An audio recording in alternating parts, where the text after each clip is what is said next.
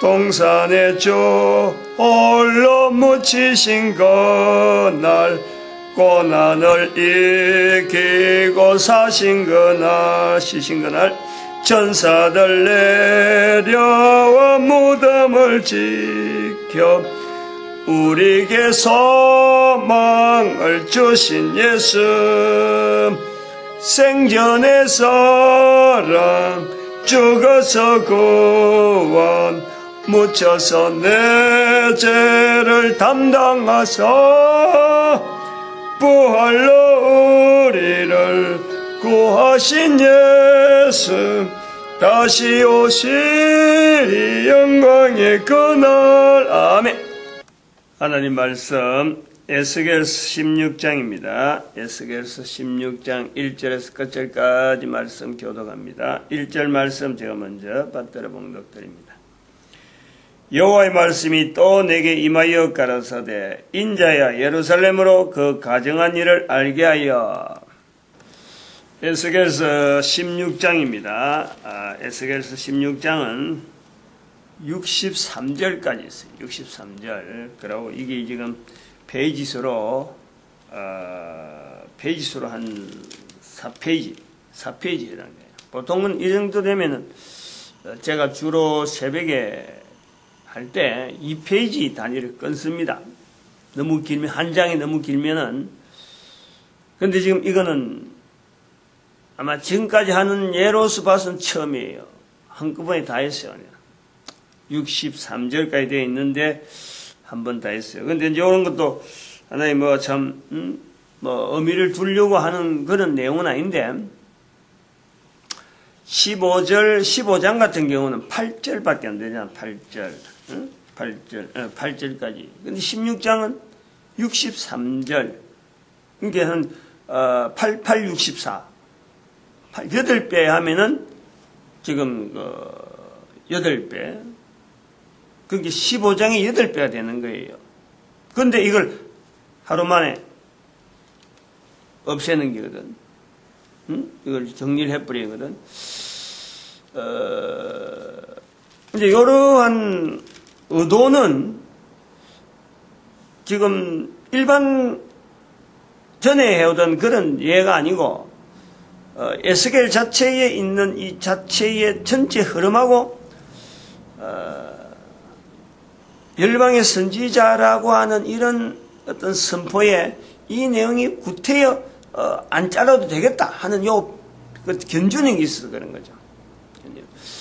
16장에 우리가 16장에서 좀 살펴야 될 좀 중요한 어떤 표현은 지금 62절에 있는 내가 내게 내 언약을 세워서 내가 내게 하나님이시죠. 하나님께서 이스라엘에게 내가 내게 내 언약, 하나님의 언약, 내 언약을 세워서 너로 나를 여호와인 줄 알게 하리라. 내가 내게 내 언약을 세워서 너로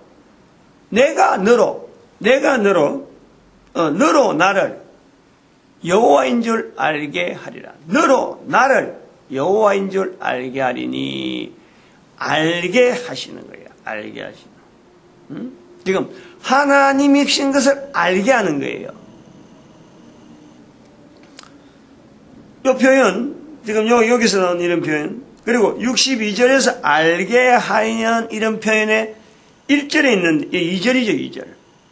2절에 1절에 여호와의 말씀이 또 내게 임하여 에스겔에게 하나님께서 말씀이 임하는데 2절에 보니까 인자야 예루살렘으로 그 가정한 일을 알게 하여. 예루살렘으로 그 가정한 일을 알게 하여. 이 알게 하는 것을 에스겔에게 시키는데 순제로 시키는데 62절에 나온 적 말씀을 하면은 이 알게 하는 것을 하나님께서 내가 내게 내 언약을 세워서 너로 나를 여호와인 줄 알게 한다. 62절과 62절, 그러니까 63절까지 되어 있는데 마지막 앞에 있는 62절에서 알게 하는 거. 하나님께서 알게 하는데 새 언약을 세워서 알게 하는 거고.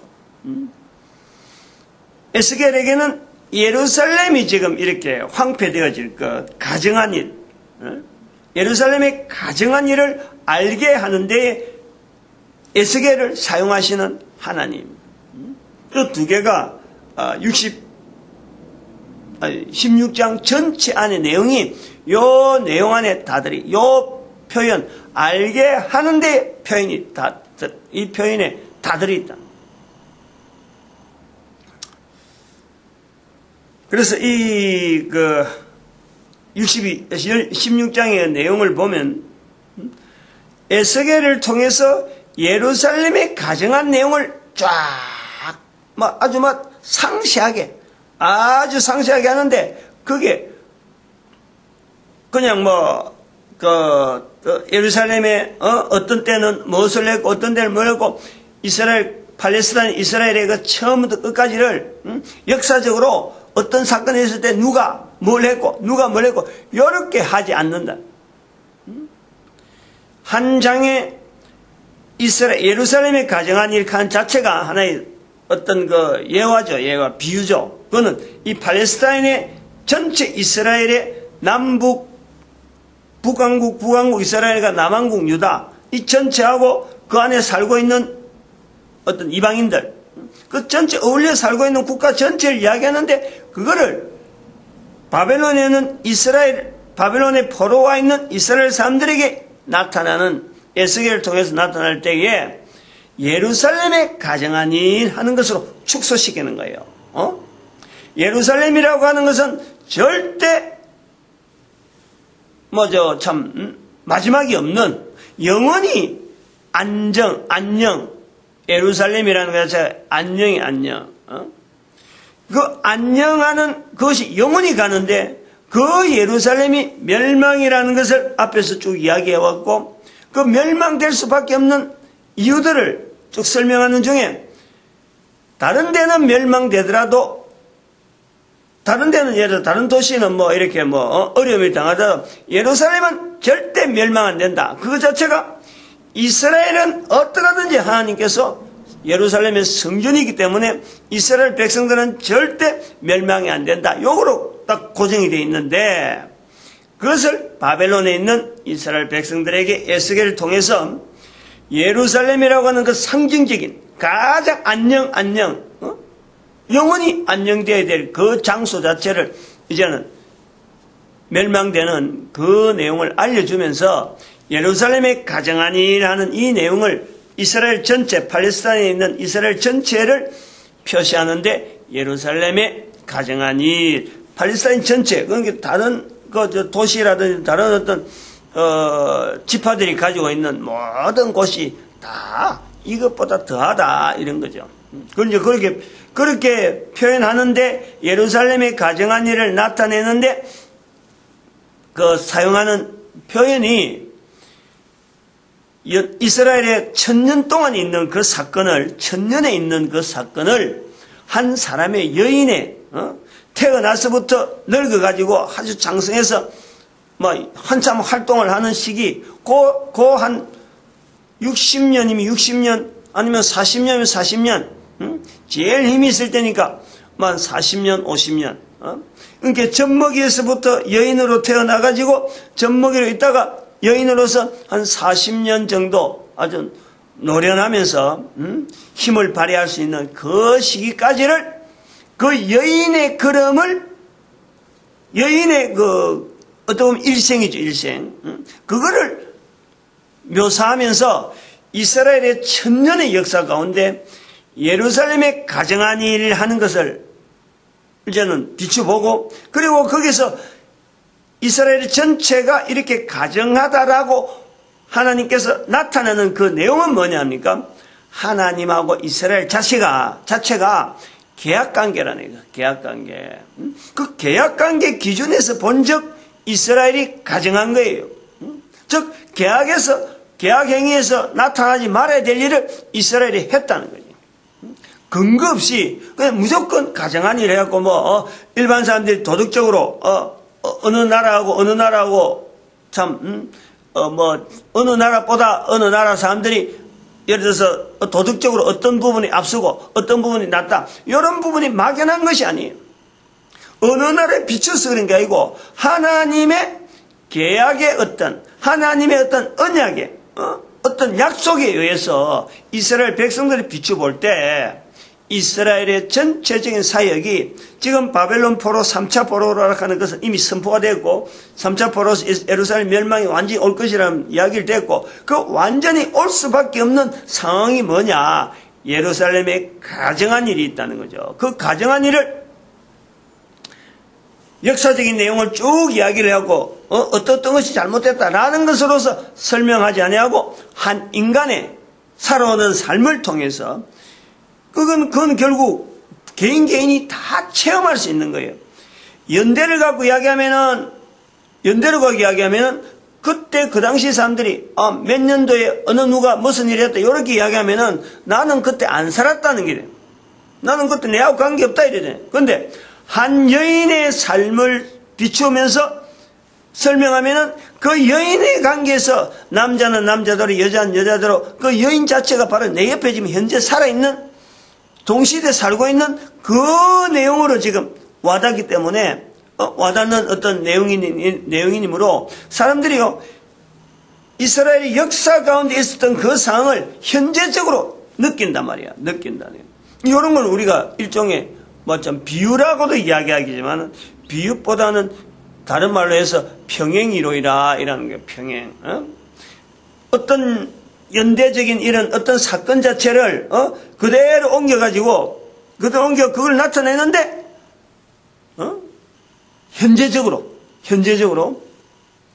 그런 시도예요. 비유는 단순하게 아까도 했지만 비유는 평행이라고 조금은 달라요. 예를 들어서 이스라엘의 전체적인 상황이다. 그 상황을 예루살렘이라는 상황으로 하나의 비유했다. 요거는 하나의 비유인 거예요. 근데 평행이론은 시대하고 연대적으로 가고 옛날에 있었던 사건을 지금의 날을 연결한다 할 땐 이거는 평행이론. 시간 자체에 대해서 이렇게 그걸 옮기는 상황은 분명히 다른 상황인데도 불구하고 과거에 있었던 것을 지금으로 내하고 연결하는 이런 과정은 평행이론이라. 그렇게 설명을 우리가 하는 거죠. 비유, 어떤, 비견, 안 그러면 하여튼 여러 가지, 내용들 표현하는 하나의 그 표현들이 있는데, 그 중에 평행이론은, 시간하고 관계될 때 쓴다. 그렇게 볼 수 있는 거예요. 그래서 여인의 몸으로 되어지는 이러한 것을 사용하는 지금 에스겔서 16장에 있는 이런 내용은 비유라 해서 또 평행이론에서 쓰는 어떤 재료로서 참 어떻게 보면 감히 이런 표현하면 너무 자만한 그런 게 잘못하면 그래 들릴 수도 있지만은요, 어떻게 감히 그렇게 말할 수 있냐 하는 거 되지만은, 하나님의 말씀 성경에 있는 이런 표현을 이렇게 볼 때, 정말로 참 적절하다. 하나님의 뜻을, 하나님의 그 중심을 인간들에게 나타내는 과정에 나타나려고 하는데, 이 인간들이 그걸 말이요, 알아들어가는 이런 어떤 한 도구로서 지금 여인의 어떤 행적을 이 통해서 설명하는데, 이스라엘 나라에 있었던 내용을 여인의 행적을 통해서 설명하는 이것이 대단히 문학적인 이런 관점을 봐도 대단히 이것이 참 너무 와닿는 거예요. 그 방법 자체가 너무 좋단 말이에요. 지금 읽는 우리도 이 글을 읽으면서 여인이 바로 옆에 있는 것고, 바로 여인이 바로 우리 동시대에 살고 있는 대한민국의 한민족의 사람 중에서 한 사람을 보는 것 같은 그런 느낌을 받는다는 거예요. 요걸 우리가 보는 거예요. 지금 여인이 꿈틀대고 있는 것 같고, 여인이 하는 행동을 걷고 하는 걸 우리 주변의 문화 속에서 얼마든지 볼 수 있는 그런 내용을 가지고 이스라엘 전체 역사를 가지고 지금 하나님께서 이스라엘 백성들에게 알게 하는 그 내용의 동일한 평행이 이루어지는 것을 볼 때 열방의 선지자라는 우리가 먼저 볼 수 있고, 그럼 우리가 지금 이런 걸 본다는 것 자체는 지금 동시대에 살고 있는 모든 나라 또 내 개인 이 내용이 얼마든지요 현재적으로 받아들일 수 있다. 그래서 이런 내용 때문에 16장 한 장을 전체를 알려야 되는 거니까 부분으로 잘라버리면 이게 또 어떤 부분적인 부분에 뭐 참 중심을 두고 이걸 이 중심을 흩어버리기 때문에 제가 의도적으로 16장 전체를 길지만은 오늘 아침에 다 하는 거예요. 하루 만에 이 문장을, 이리 긴 문장을 하나로 한다니. 그러니까 긴 문장을 하나로 할 때 내용이 안에서 세세적으로 뭐 이거는 어때고 이런 설명하는 그런 의도가 아니라는 거예요. 의도가 벌써 나오는 거죠. 전체를 갖고 있는 거예요. 여인이 어린애로 태어날 때 우리가 지금 여인들 뭐 옷 반듯하게 입고 남자도 마찬가지지만 참 이렇게 어젓하게 되고 막 뭐 뽐내고 뭐 이런 사람들 우리가 보지만은 그런 거 보면은 야, 참 대단하다. 참 너무 품이 있다. 참 이렇게 자기를 갖고 가면은 말이야. 남자도 그렇지만 여자도 그렇지만 사람이 얼마나요? 이 참 점잖아 보이고 거룩해 보이고 거룩하다는 좀 그렇고 이 참 뭐 뻔때라 하나 뻔때 있게 보이는 그런 모습이 있단 말이에요. 근데 그걸 자세히 보면 연대를 이렇게 딱 축소해 보면요. 이 딱 줄여보면은 30년 전 나이가 한 30살 된다 하면 그 사람 30년 전, 안 그러면 나이가 40살에 가면 40년 전, 50년 전 이렇게 쭉 해서 어린아이로 들어가 버리면요. 결국 그도 기적이 쌓여야 되는, 기적이 차야 되는 거예요. 기적이 차야 되고 내 손녀 지금 며칠 전에만 안아봤지만 말이야. 밖에서 실컷 놀다가 손잡고 이제는 집에 가자 해서 버스 타고 오는데 길거리에서 지가 똥을 싸는 거예요. 근데 기저귀를 채 안 했으니까 몰랐지. 그래서 버스를 타고 탈 때까지는 안고 탔는데 그때까지는 멀쩡했는데 조금 앉아있고 버스 앉아니까 잔단 말이에요. 자는데 분명히 그 출발하기 전에는 걸어 나오기 전에 내가 기저귀를 갈아줬거든. 화장실에서. 근데 앉아있으니까, 버스 안에서 앉아있으니까 막 냄새가 얼마나 나는지 말이죠. 팔팔팔팔 나는 게. 처음에는 버스 탈 때, 안을 때는 이게 어디서 냄새가 난다, 구린내가 난다 해도 뭐 설마다나 내 손녀한테 난 줄 몰랐죠. 근데 냄새가 막 펄펄 나는 게 앉아있으니까 주변에 버스도 안 돼. 주변에 손님들이 내 주변에 안 나오고 앞에 앉은 사람이 창문을 열더라고. 봄이니까 창문을 열더라고. 그래서 이 냄새가 나니까 앞에 있는 손님이 지금 창문을 여는구나. 근데 그렇게 이 하는 것이 지금 요 16장에서 그대로 나오는 거예요. 결국 그런 모습이지. 그 애한테 이 조그마한 그런 젖먹이고 하고 이런 애한테 그리고 엄마한테 막 떼쓰고 말이죠.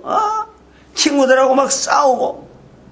아직까지 우리 손녀 보고 손녀가 아직 싸우고 그런 건 아니에요. 그냥 떼쓰는 건 있다니까. 쓸데없는데 떼쓰는 거잖아. 그럴 때는 막 부모도 막 얄미워가지고 막 하잖아요. 절제가 안 돼가지고 막 같이 애하고 막 같이 막 빠방 하는 소리.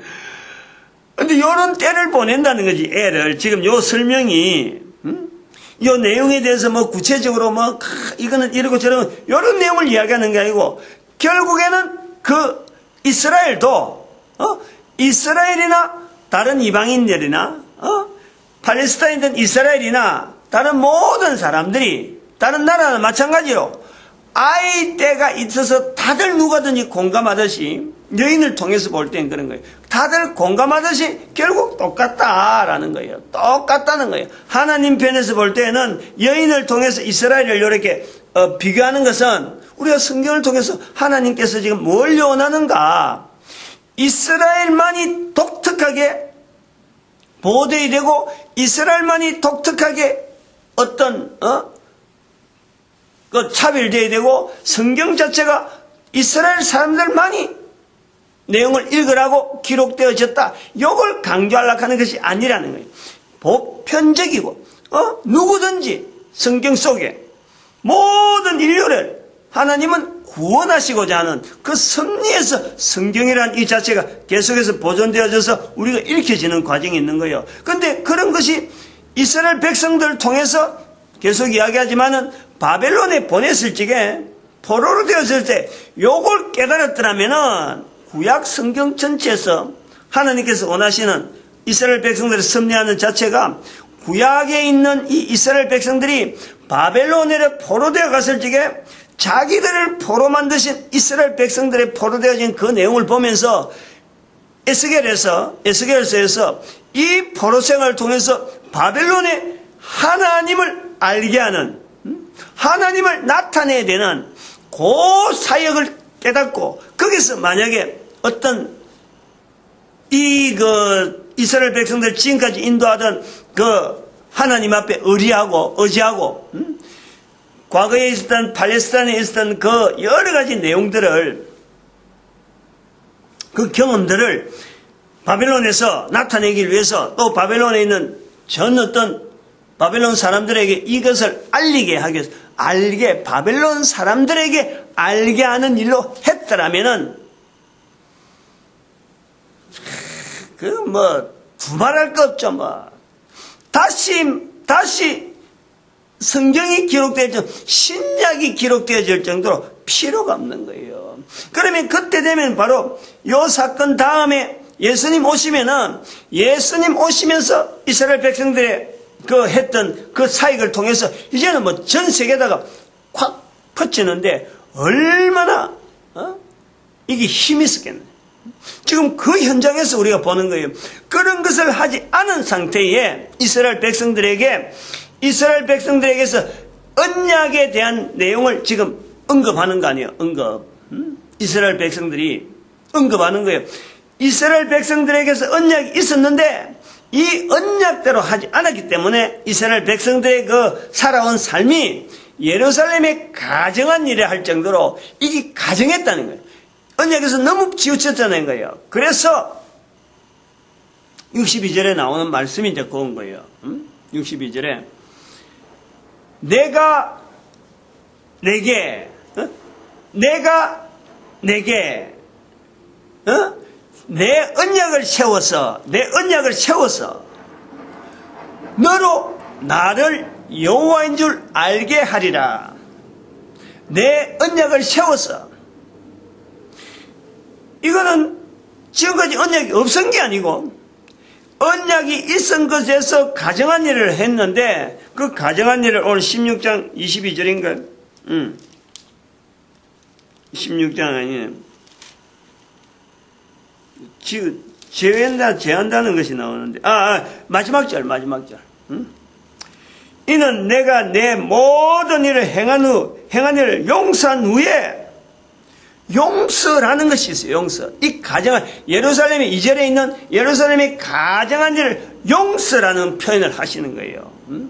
용서라는 것을 표현하면서 새 언약, 내 언약을 세우겠다는 이 내용이 바로 새 언약으로 들어가는 거예요.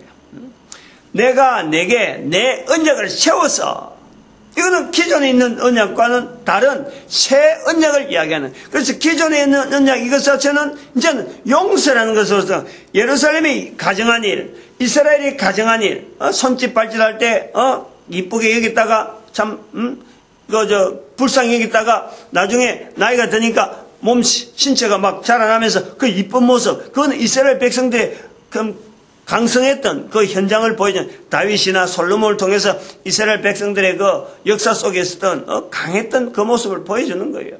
그런데 이제 그런 강한 모습이 있음에도 불구하고 하나님 앞에 대한 언약에 대한 이 자세에 대한 이것을 이스라엘 백성들이 멀리했다는 거예요. 여기에 대해서 계속해서 집중하지 아니하고 이걸 통해서 자기들이 강성함, 자기들의 어떤 외교력, 어떤 그 국방력이나 이런 걸 의지해서 인간적인 하나님에게 의지하지 아니하고 인간적으로 의지하는 이것이 사회 전체의 어떤 기둥이 되어지고 질서가 되어지면서 나중에 시드게아라든지 이런 왕들이 나올 때 선지자에 대한 자세도 우리 에레미야서에 나오잖아요.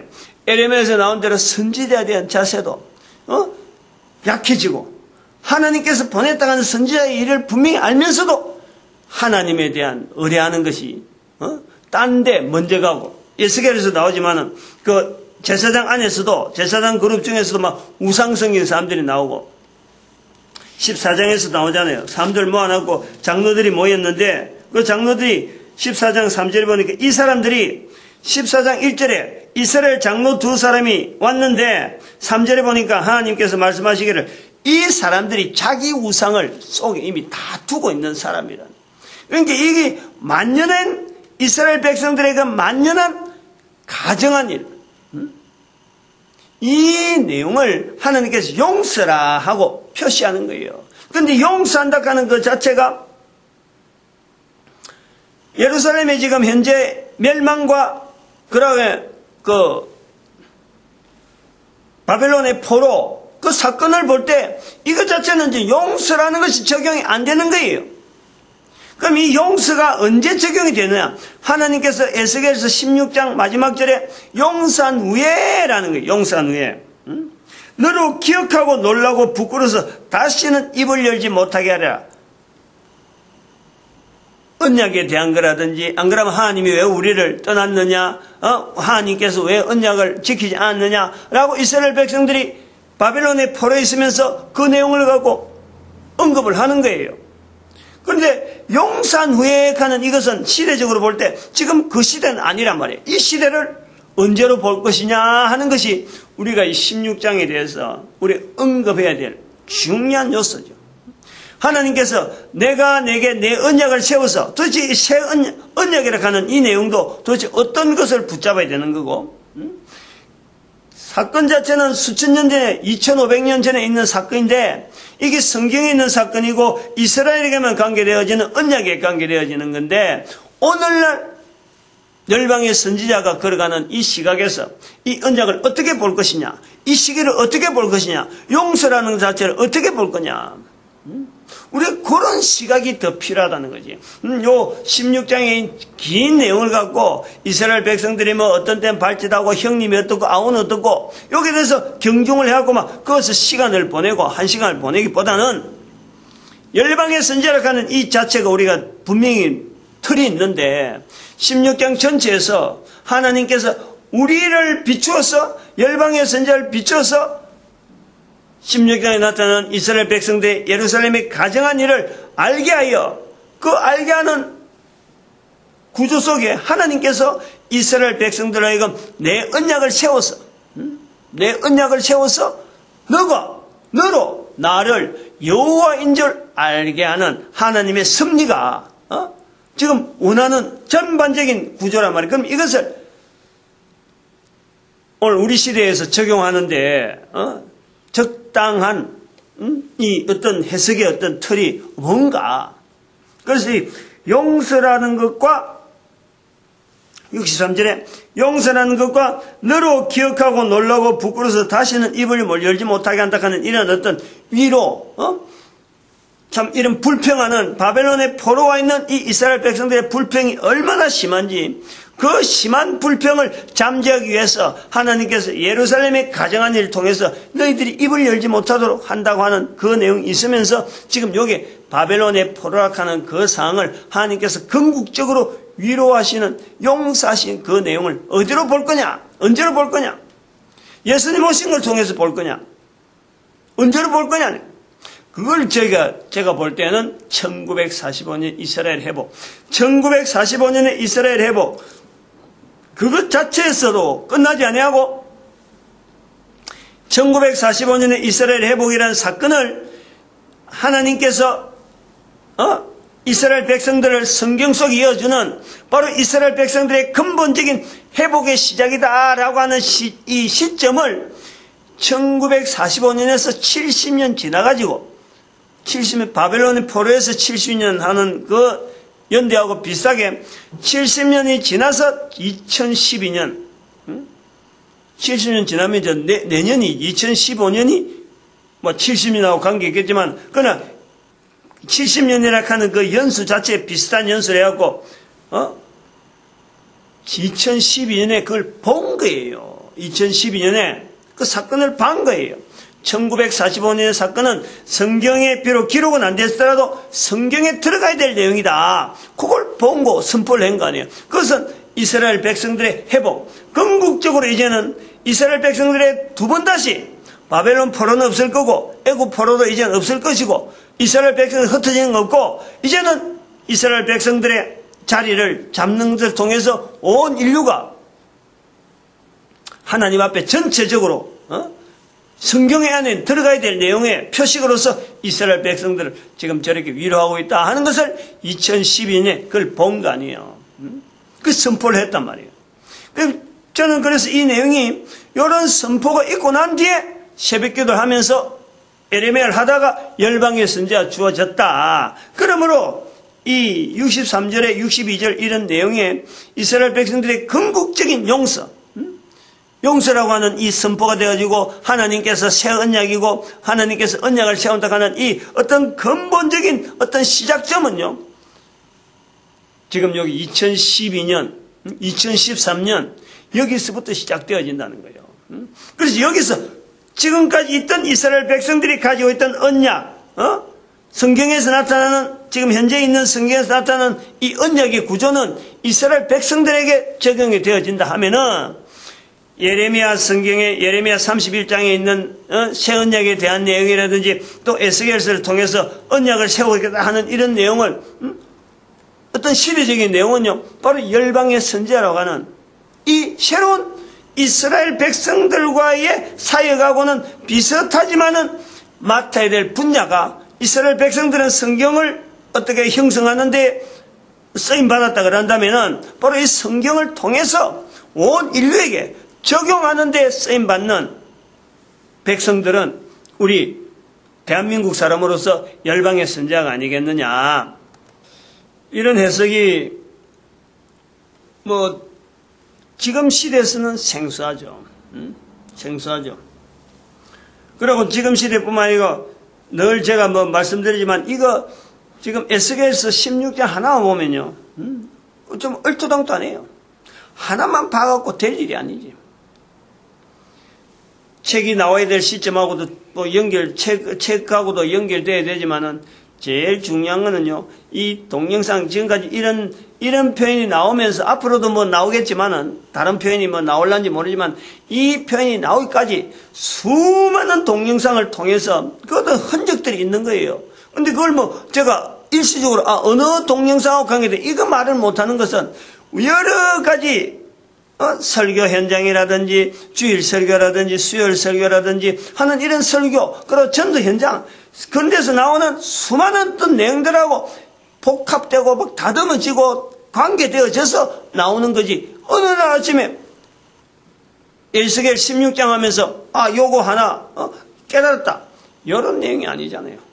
벌써 2012년 12월 2011년 12월 금오산 동굴에 기도하고 있는 중에 그것도 연결되는데 2011년 12월이에요. 그거 잊어버리잖아요.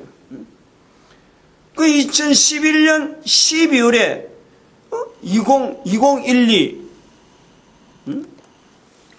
그런 소리 지르는 거라든지 참 여러 가지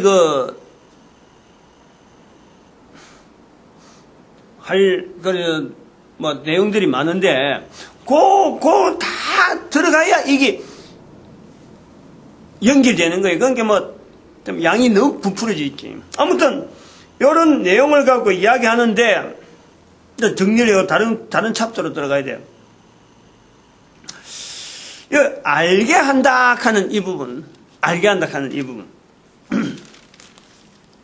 16장에서 에스겔을 통해서 알게 하는 거, 하나님께서 언약을 세워서 알게 하는 거. 지금 제가 이걸 설명하면서도 이것이 알게 지금 이런 설명, 2012년 관계 1945년의 사건을 바라보고 바벨론 70년 이런 구조가 지금은 한꺼번에 나오지만은 이게 되어지는 과정은요, 수많은 어떤 여러 가지 걸어가는 중에 이것이 차츰차츰 한 마디 나오고 또 나중에 한 마디 나오고 한 마디 나오면서 지금 에스겔서 16장 할 때는 이기고 막 한꺼번에 나와지는 거였어. 모아져서.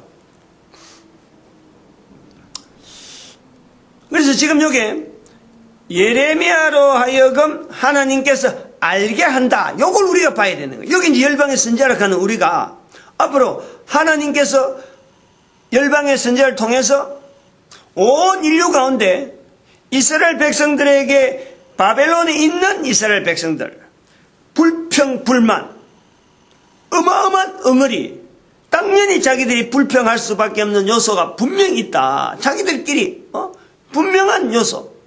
하나님께서 이제 여기 자기들이 바벨론 왔으니까 더 이상 자기들이 소망 없고 여기까지 와가지고 무슨 일을 하겠다고 자포자기 고국에 돌아가는 것 자체는 이제 아예 어떤 형태로 갈 수 있어요. 여기 와갖고 포로로 잡혀올 때는 저 사람들이 미기 줘서 오는데 거기서 길이 얼마라고 돌아간다는 건가? 완전히 절망, 하여튼 포기.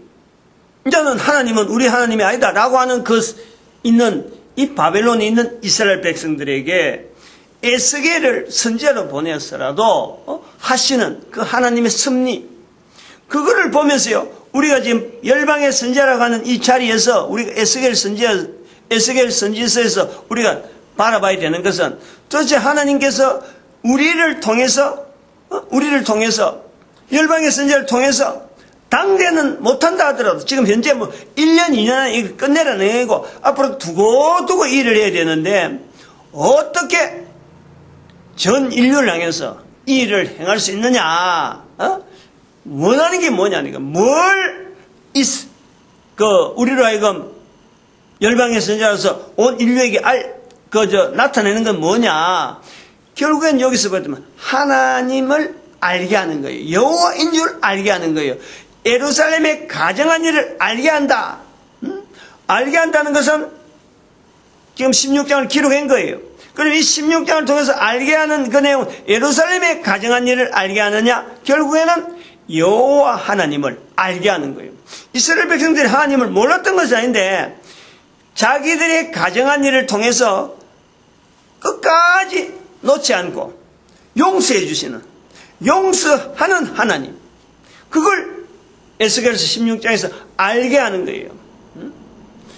열방의 선지자로서 우리가 전 인류 가운데 나타내야 될 내용은 이스라엘 백성들이 이 내용에, 에스겔서에 있는 이 내용을 자기들이 놓쳐버렸단 말이야. 알게 하신 하나님, 그걸 어떻게 놓쳤다고 이야기를 가능할 수 있느냐? 바로 예수 그리스도를 배척하는 거예요. 놓친 거예요. 그 놓친 것 때문에 전 인류를 향해서 바벨론에서 만약 그 사역을 했더라면은 예수님 오시기부터는 완전히 인류가 달라지는데 바벨론에서 이 일을 하지 않았기 때문에 예수님 오시는 자체를 배척하는 거예요. 그러므로 전 인류를 향해서 할 일을 알게 하는 일이 남아있는 거예요. 그 일을 열방의 선지자에게 주어진다 이래 보는 거죠. 그러면은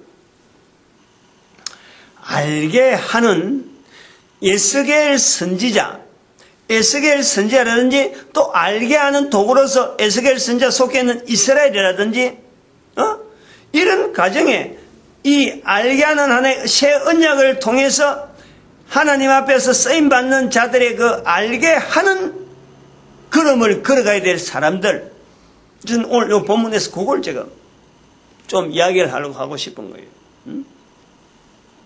이런 내용을 제가 2012년도에 알았다. 2011년 12월에 이런 내용에 대해서 동굴에서도 발표하고 이야기했다. 이런 것에 알게 하는 앞선자의 걸음에 우리가 봐야 될 것은 지금 현재 교회가 지금 나타내는 하는 거하고는요, 너무 상반된 어떤 자세가 필요한 거예요. 지금 교회는 건물을 많이 짓고, 건물을 크게 짓고, 건물 자체 안에서, 여러 가지 시설을 갖춰놨고, 사람들이 편안하게 오게 하고, 거기에서 출입하는 사람들이 다들 나는 사회에서 어떤 일을 하고, 그런 어떤 뭐 장로님들이, 그런 집사님들이 자기 사회에서 하고 있는 그 어떤 힘을 가지고 교회에서 나타내려고 하는 그래서 교회가 그런 사람들이 많아짐으로써 사람들이 많이 모이는 거. 교회가 사람 많이 모이는 거고, 건물 크게 지어되고, 교육기관이나 여러 가지 행정을 갖고 지역사회에 도움을 줄 수 있는 이런 어떤 구조 속에서 교회를 봐버리면요, 여기 하나님께서 알게 하는 자에 걸어가는 걸음에 이스라엘 백성들을 지금 이렇게 예루살렘에 가정한 일이라고 하나님께서 비추어보는 요 잣대가 있다는 거예요. 요 잣대하고는요 안 맞다는 거예요. 알게 하는 자, 사실은 뭐 이스라엘 사람들이 바벨론 사람하고 비교하면요, 이게 어떤 그 당시 상황으로 비교해 봤을 적에 바벨론에 있는 사람하고 예루살렘에 있는 사람하고 이 비교하면은 하나님 편에서 볼 때는요, 하나님 편 볼 때는 아니 아무래도 이스라엘 사람들이 하나님에 대해서 인정하는 것 자체가 이스라엘 사람들이 훨씬 낫지. 근데 그런 훨씬 못한 바벨론을 두고 있음에도 불구하고 이스라엘 백성들이 더 나쁘다는 거 아니에요. 가증하다는 거 아니에요. 요 구조를요, 우리 오늘날 교회에 있는 우리가 열방의 선지자를 가지고 나가야 될 이 우리 전체 인류를 향해서 교회가 이 선포를 하는 현장에서요, 이 비교를 철저히 해야 돼요. 철저히. 지금 현재 우리가 철저히 잘못되었다는 거예요. 우리 교회 자체를 걸으면서, 교회의 흐름에서 이 열방의 선지자를 선포해야 되는 이런 입장에서 볼 때는 현재 우리 교회를 볼 때 성경에서 나오는 대로, 오늘 본문에 나오는 대로 예루살렘이 가정한 일을 행하는 잘하는 자리를 우리가 알아야 돼요. 그걸 알아야 열방의 선지자 걸음을 하나님께서 알게 하는 걸음으로 긋게 하는데요. 이게 비춰지는 거예요. 우리가 교회가 가는 일이 이렇다. 그래서 열방의 선지자는 모든 사람들에게 어떤 높은 자리에서 사람들 많이 모이고 뭐 힘이 있는 걸 보여주는 거, 힘이 있어야 교회 같고 힘이 있어야 사람들이 많이 모여야 교회 같은 것처럼 열방의 선지자가 일을 하려면은 사람들한테 알게 하려면은 힘이 있어야 되고 뭔가 보여주는 게 있어야 되고, 그래야 이 일을 할 수 있다. 이렇게 비춰져 버리면은 성경은 전혀 잘못 보는 거예요. 성경에 있는 건. 에스겔의 알게 해야 되는 에스겔의 선지자적인 자리, 예레미야의 자리, 이사야의 자리, 선지자의 자리에 대한 것을 열방의 선지자로 한 이 자리를요, 이게 충분하게 인식하는 데는 이게 지금 현재 교회가 보여주는 모습 갖고는 어림도 없어요. 그러므로 교회가 낮은 자리로, 지금보다 훨씬 떨어진 자리로 교회는 자청해서 들어가야 돼요. 그걸 우리가 예루살렘의 가정한 일에 대한 이 본문에 대해서요, 우리가 이걸 위치가 있는 거예요. 그럼에도 불구하고 우리가 소망을 가진 것은 뭐냐니까, 예루살렘에 가정한 일이 있음에도 불구하고 소망을 가진 것은 하나님은 에스겔서 16장에서 용서라는 걸 선포하잖아요. 용서. 우리가 잘못했다. 교회가 지금 잘못하고 있다.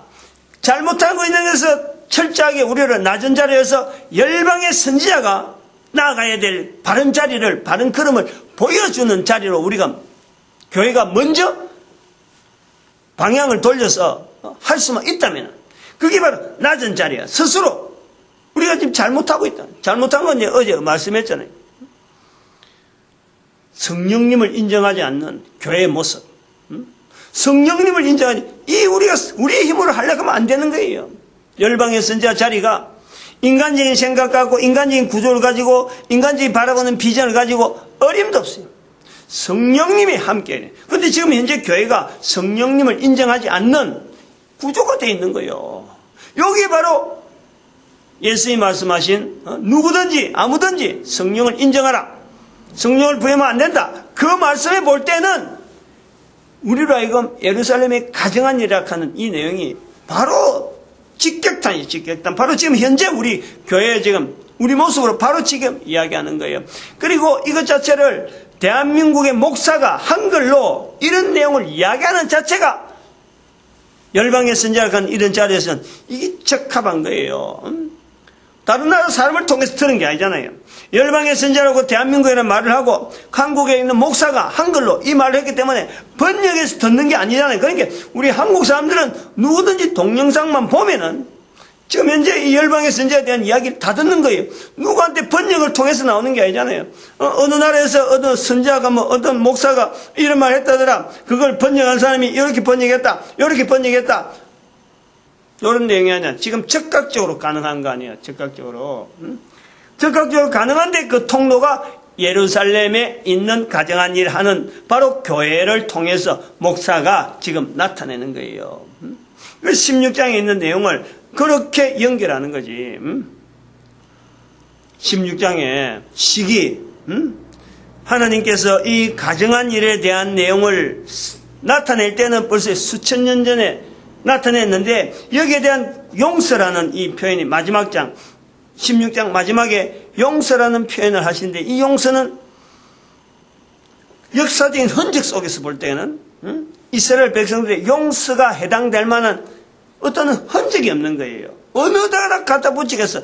역사적인 기록이 있는데 근데 1945년에 그 사건이 하나님의 용서에 해당될 수 있는 시기로 볼 때 바로 그때가 대한민국의 강복이 있고 이스라엘의 회복이 있고 중국이 공산을 가지고 유엔이 결성되어지는 현재 구조의 어떤 여러 가지 흐름을 쫙 보는 거예요. 그래서 성경에 있는 내용이지만은 이게 평행이동해하고 오늘 우리 시대로 수천 년 전에 있는 내용을 오늘 우리 시대로 볼 때 바로 이런 내용을 열방의 선지자한테 선포해야 될 이 알려주고 방향을 잡아줘야 될 교회는 어디에 있느냐.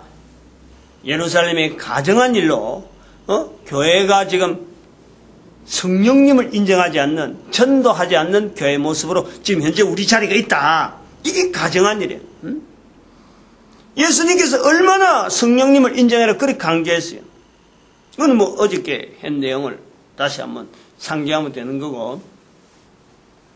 그래서 이거를 우리가 가정한 일을 하고 있다라는 인식을 하게 되면 우리도 용서라고 하는 분명한 사역이 주어지는 거예요. 이걸 우리가 알고 나가야지. 열방의 선지자 무조건 뭐 기호가 있고 하나님께서 열방의 선지자 이야기했다 해서 그냥 뭐 깃발 좋게 우리는 아무 잘못도 없고 우리는 뭐든지 뭐 참 바르게 선지자 일한다. 이런 게 아니라 한 사람의 선지자 되는 과정이 얼마나 어려운지 몰라요. 제가 지금 사실 아침에 요걸 갖고 시작하려고 했는데 이게 이제 결국 잠깐만 언급을 하게 되는데 제 한 사람이 여기 서 있는 과정만 하더라도요. 이런 일을 하기까지 해도 지금도 참 이야기하려고 하면 끝도 없어요. 이거 알게 하는 거 이런 자리에 서서 하나님을 여호와인 줄 알게 하는 이 과정이요. 이게 어쩌고 보면 개인에게는 얼마큼 큰 어떤 뭐 좋은 자리잖아요. 교회가 있다는 것 자체가 얼마나 좀 보기 좋고 꼭 필요한 거 아니에요. 그러나 거기서 이 중심을 다해서 하나님의 여호와인 줄 알게 하리라 하는 이 내용을 갖고 고민하면요. 할 일이 없는 게 아니고 할 일은 많은데 나에게 그런 능력이 또 주어져요. 주어졌는데 그 마음이 앞서는 거 있잖아요. 야, 이거 왜 이래 안 되지? 이거 왜 이래 안 되지? 그래서 그것을 쩔쩔매는 것이에요. 마치 가정한 일을 앞에 두고 있는 것처럼 왜 이래 돼 있지? 왜 이래? 이런 시각을 본다는 거예요. 그 답답함이 있다는 거예요. 답답함이. 어디로 가도 그걸 느낄 수 있어요. 어디로 가도. 모든 사람이 다 구원받아야 되기 때문에 왜 이 좋은 일을 왜 사람들이 모를까? 이런 답답함이요. 참 솟아나요.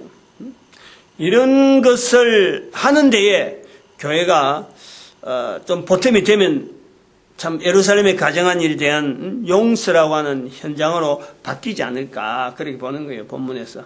오늘 우리 한 사람 한 사람 하나님 앞에 전도자 되어지게 하신 것에 감사를 드리고 또 모든 교회가 전도를 하나 돼야 되고 우리 국민들이 전 세계 인류 가운데 전도 국민으로 축복받고 능력받고 힘있게 살아가는 후손들 되어지기를 축복하는 시간 주여 삼창합니다. 주여!